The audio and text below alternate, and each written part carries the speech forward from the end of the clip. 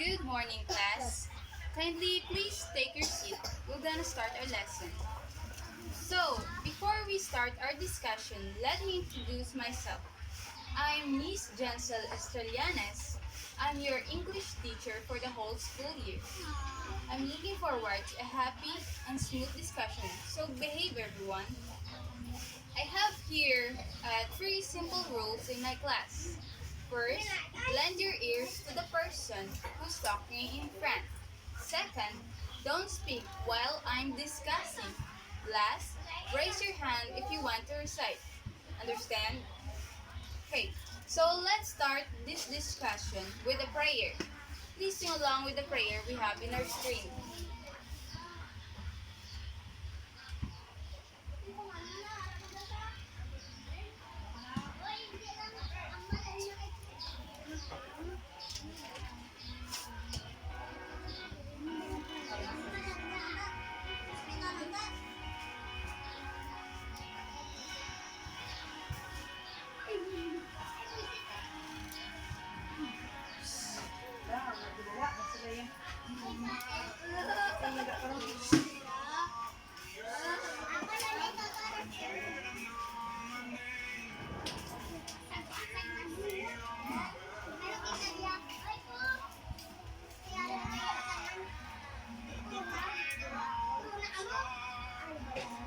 Choose to light the way my ever-wandering heart. Not because of who I am, but because of what you've done. Not because of what I've done, but because of who you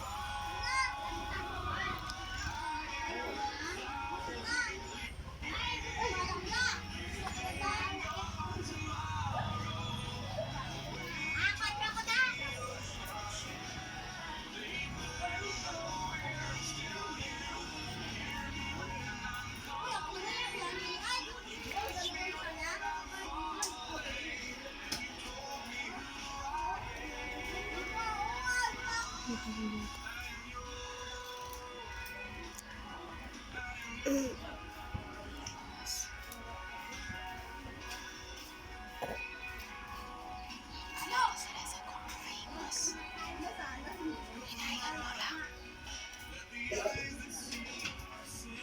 Come me with love and watch me rise again.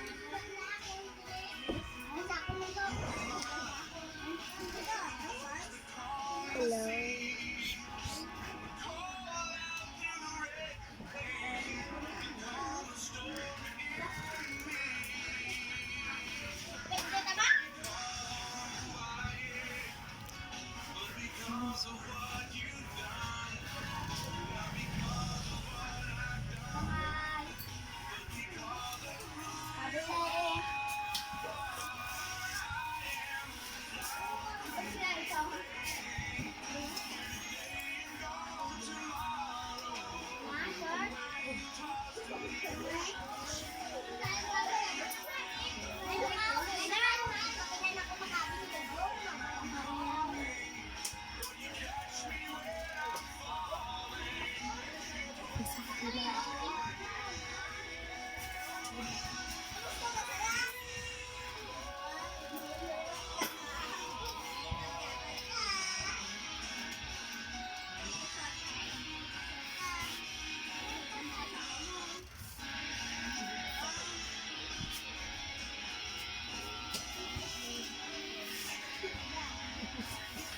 but because of who you but because of what you've done, not because of what I've done, but because of who you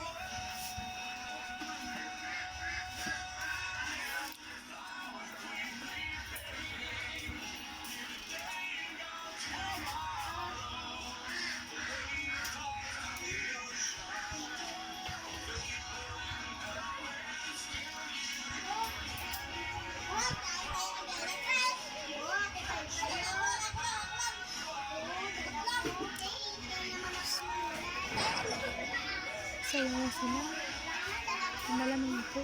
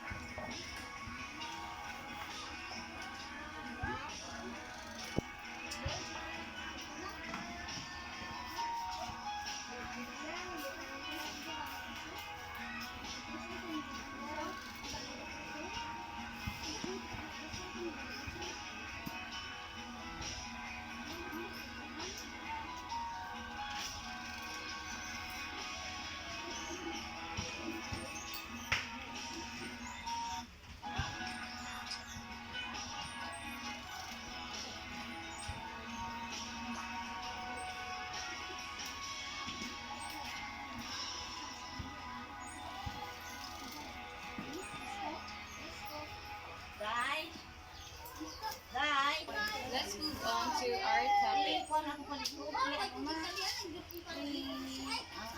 So, for the recitation, I want everyone to participate.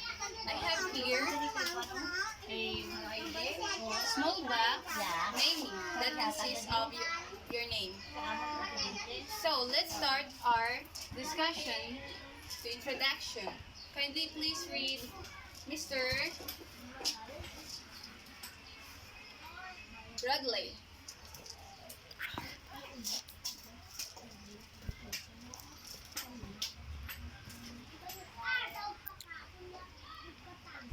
Okay, thank you, Mr. Radley. So, who among you is familiar with the figures of speech?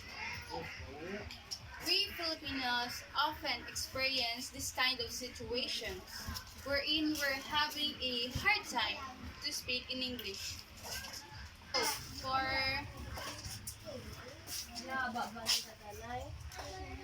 Mr. Anton, can you share your experience about an encounter with a native English speaker? Okay, thank you, Mr. Anton. So, for the learning objectives, in this lesson, you are expected to identify the meaning of figures of speech. Next, create their own examples of figures of speech. Last, write a poem that contains figurative language. So, in figures of speech, we'll encounter how it will play the different words using its types. Enable us to be good in English. Let's practice and seek for the help from it. Okay, please read Mr.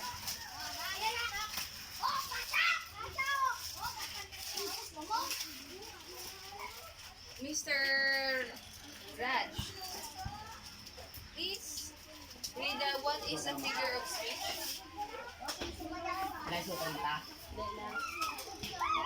Okay, thank you, Mr. Raj. So, I have here two pictures. What can you see in the picture? Anyone? Okay, Miss Anne. Impressive. So, Mr. Sanson, how can you relate these pictures in figures of speech?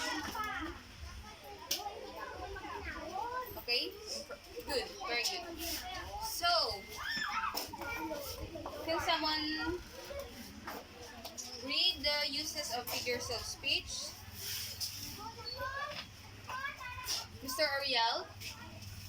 Where is Mr. Oriel? Oh, at the back? Okay. Please read.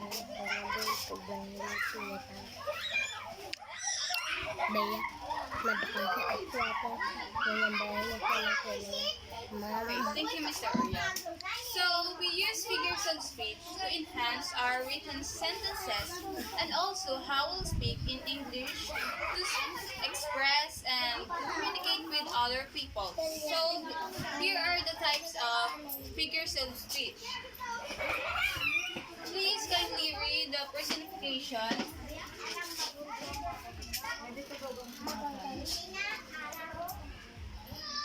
Miss Belly.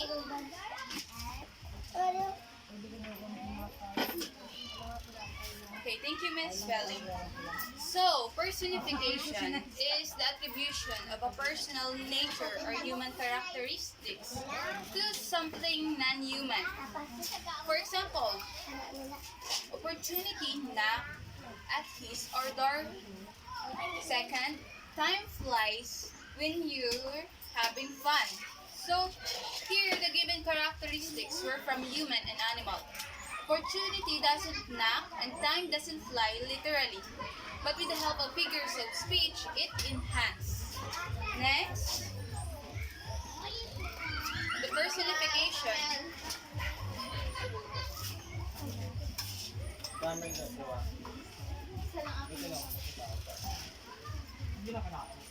Mr. Raul, please read the metaphor.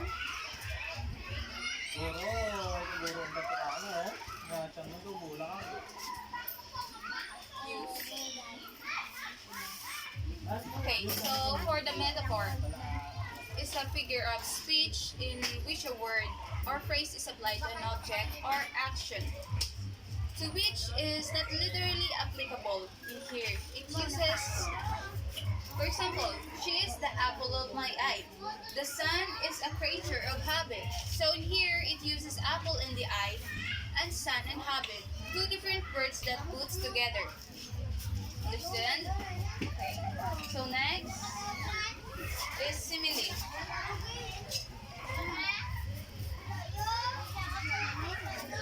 Can you please read Hindi Miss ko Johan? araw yan kung hindi called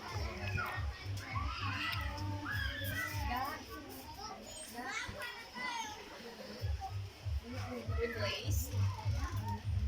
Okay, so here in simile, it compares two different things using like or as. So, for example, his response was cold as ice. Next, after taking his medication, he became fit as a fiddle. So, his response was being compared to an ice, and him was being compared to a fiddle. So, the fiddle class is an bowed string musical instrument. It is most often a violin. So, next is alliteration.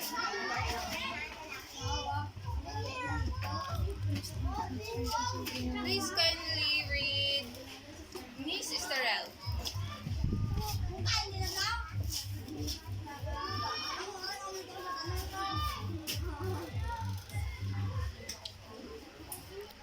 Figures.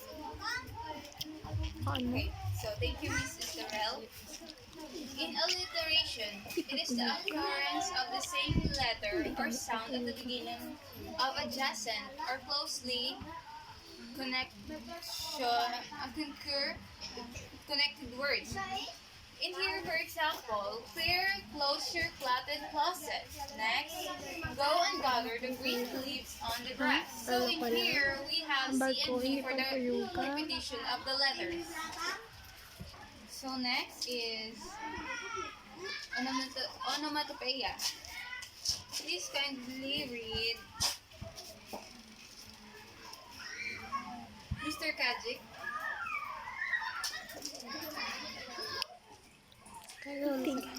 kasong palipapas ang palipapas Onomatopoeia. ha? Ang bukas. Twombly. Okay, very good. So here in onomatopoeia, it is the formation of a word from a sound associated with what is named. So for example here, sometimes 1,000 twangling instruments will hum above my ears, and sometimes voices from Shakespeare's Tempest. Next, please some visitors and tapping at my chamber door, only this and nothing more, from Edgar Allan Poe's The Raven. Next is hyperbole. Please kindly read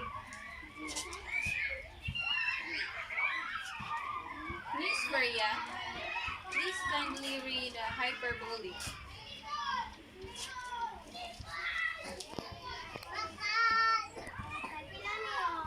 Language. Okay, so here in hyperbole, it uses or make words and phrases that literally not true. For example, I have told you a million times not to touch my stuff. He has a pea-sized brain. We all know that we can tell someone that 4 million times. And we all know that the size of brain is not pea size. Okay, so next is euphemism. Please kindly read. Mr. Sedge, please kindly read euphemism.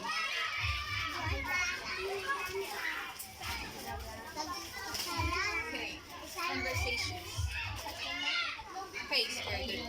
So in euphemism, it replaces harsh words to a more acceptable terms. For example, we have here she has passed away instead of died. Next, the company has let him go instead of fired him. Okay, understood. Next is irony.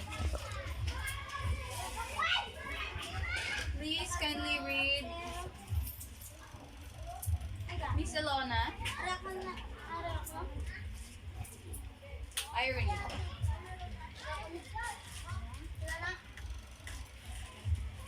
Harlan. Ironic. Okay, very good.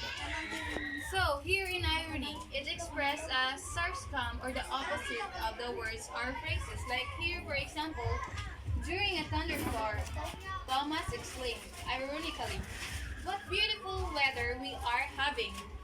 Next, Gerald proposed a useless idea, to which Thomas responded saying, "That's genius." Okay, so next is anaphora. Please kindly read. Mr. Aris.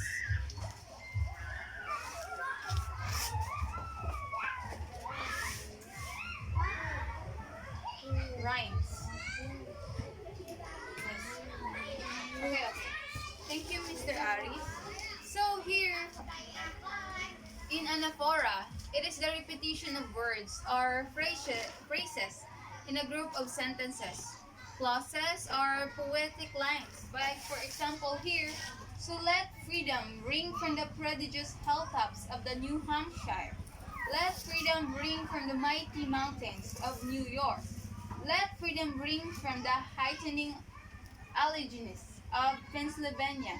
From Martin Luther King's I Have a Dream. So, in first example, we have a freedom for the repetition of words. Next is in every cry of every man, in every infant's cry of fear, in every voice, in every band, the mind forged manacles I hear. From William Blake's poem London. So we have here the repetition of the word. So next is pun. Okay, Mr. Raul, please kindly read the poem. Okay. Witty. Comical? Yes. Go on. Okay, thank you, Mr. Raul. In pun, it is a form of wordplay that exploits multiple meanings of a term or of similar sounding words for an intended humorous or rhetorical effect. So, for example, the Nile is a river in Egypt. It is referring to the Nile using the word denial. Next is her cat is near the computer to keep an eye on the mouse. Okay, so next, apostrophe, please kindly read.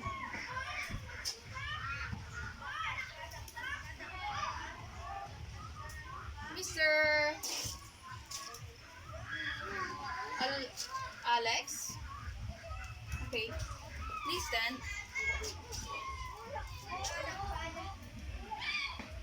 Inanimate. So, thank you, Mr. Alex. Here in apostrophe, it refers to a speech or address to a person who is not present, to a personified object. Like for example, here we have, oh Rose, how sweet you smell and how bright you look. Next, oh trees, how majestic you are as you throw down your golden leaves. Okay, next is paradox. Please kindly read.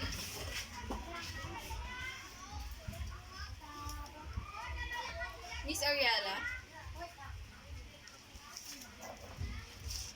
Okay. Obviously. Okay, thank you, Miss Ariela. Here in paradox, it is a statement that is seemingly contradictory or opposed to a common sense and get is perhaps tone. Okay, so here we have example of some of the biggest failures I ever had were success. As said the American actress Pearl Bailey, war is a peace, freedom is slavery, ignorance is strength. As said by English novelist George Orwell. Okay, so next is understatement. Please kindly read.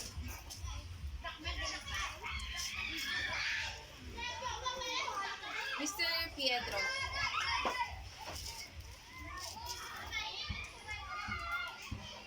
Inciting. Andy. Okay, so very good, Mr. Pietro. Understatement. It is the representation of something as being smaller or worse or less important than it is actually. So here we have example.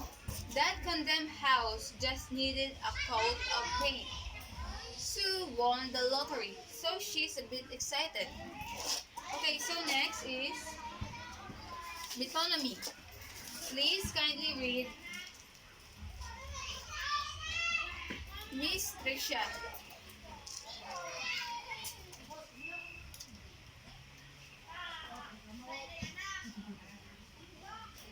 Okay, so very good, Miss Tricia.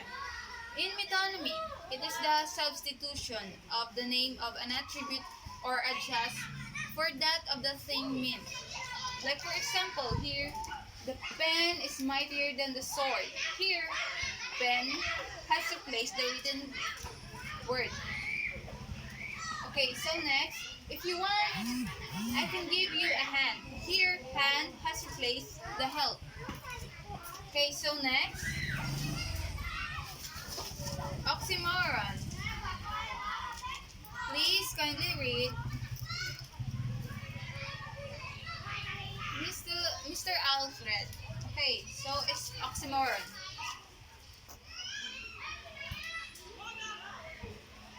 Simultaneously. Okay, so very good. Here in oxymoron is a figure of speech that combines contradictory words with opposing meanings. For example, this is another fine mess you have got us into. Next, suddenly the room filled with a deafening silence. Okay, so we are done in the types of figures of speech. Here, I have here a flashcard. It have an example of a types of figures of speech. So please contribute. Okay, so thank you. So we have here an activity. Can someone answer the question? Okay, so Mr. Ali, can you share your opinion about this question? As a student, how can you use the figures of speech in your everyday life? Chocolate. Okay. Very good, Mr. Ali. So, next is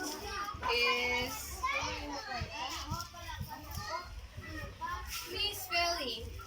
So, as a student, how can you use the figures of speech in your everyday life? Okay, very good. So, that's the end of our discussion. Do you have any questions about a certain topic? Anyone? Okay, so let's move on to the activities. I have prepared here an activity. I will call out the 15 students and you'll be given 5 minutes to answer. Arrange the types and the examples of figures of speech and put it in Manila paper. Here, for example,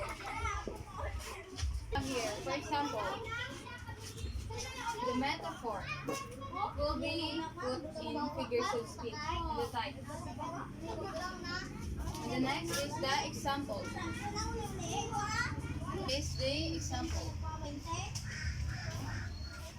Okay, please kindly read Mr. Ali.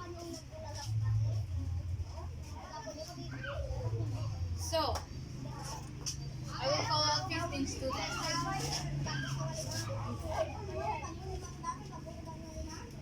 Mr. Raul, let's check your word.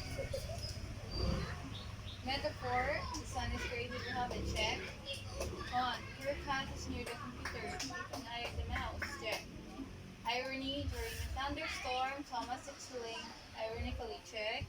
Personification, time flies when you're having fun. Check.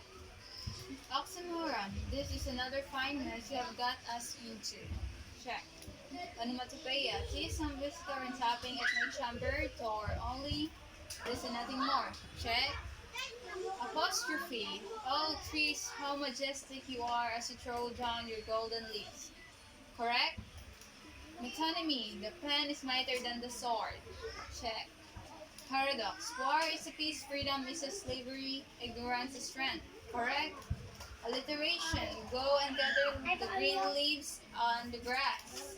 Correct? Understatement, the condemned house just needs a coat of paint. Correct? Simile, after taking his medication, he became fit as a fiddle. Correct? Anaphora, in every cry of every man, in every infant's cry of fear, in every voice, in every one, check, correct? Euphemism, she has passed away instead of dead. Correct? And last, hyperbole, he has a pea-sized brain. Okay, so correct. Let's clap our hands to the participants. Congratulations for the job well done. So for the next activity, again, I will call out 15 students to arrange the types of figures of speech according to its meaning. So, again, Mr. Pietro, Mr. Ariel, and Miss Johan. Okay, these 15 students line up here. You will be given a 5 minutes to complete the activity. Okay, so you can start now. Okay, job well done, people. We have here the phrases. Okay, please kindly read Mr. Suladay. Okay, so we have the phrases figures of speech. So let's move on to the learning assessment. Open your mobile phone. So open your mobile phone using your scanner app. Scan this QR code and enter the game PIN, which is 3027171. Make sure that you have successfully connected to our Wi-Fi connection. And for the next activity, the enrichment. Answer the enrichment, write it on one whole sheet of paper, and pass it to the front. You can answer now. You will be given 15 minutes to answer the enrichment activity. Okay, who's still writing? Alright, last 5 minutes.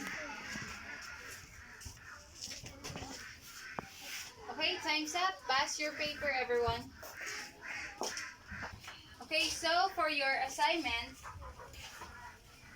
write a poem using figures of speech and assist your mastery using the rubric below. Pass your poem to the following account, which is estrellasjuncel@gmail.com. Okay?